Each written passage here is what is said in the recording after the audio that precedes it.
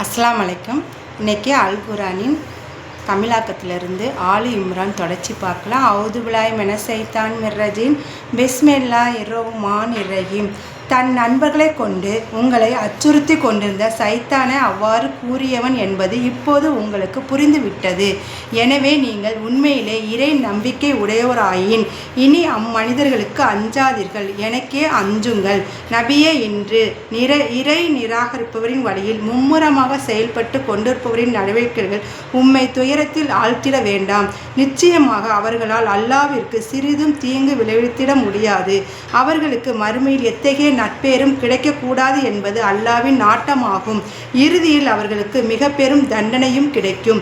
எவர்கள் இறை நம்பிக்கைக்கு பதிலாக நிராகரிப்பை விலக்கி வாங்கி கொண்டார்களோ அவர்களால் அல்லாவுக்கு எத்தகைய தீங்கினையும் திண்ணமாக ஏற்படுத்திட முடியாது.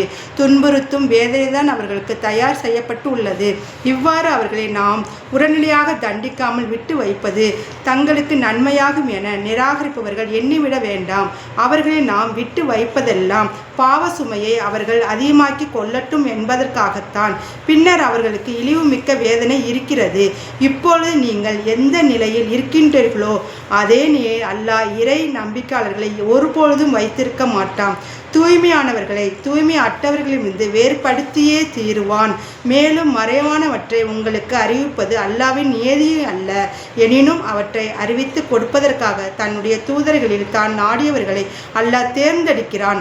எனவே மறைவானவற்றில் அல்லாவையும் அவனுடைய தூதரையும் நம்புங்கள். நீங்கள் இறை நம்பிக்கை கொண்டு இறை அச்சத்துடன் வாழ்வீராயின் உங்களுக்கு மகத்தான கூலி இருக்கிறது. அஸ்ஸலாமு அலைக்கும்.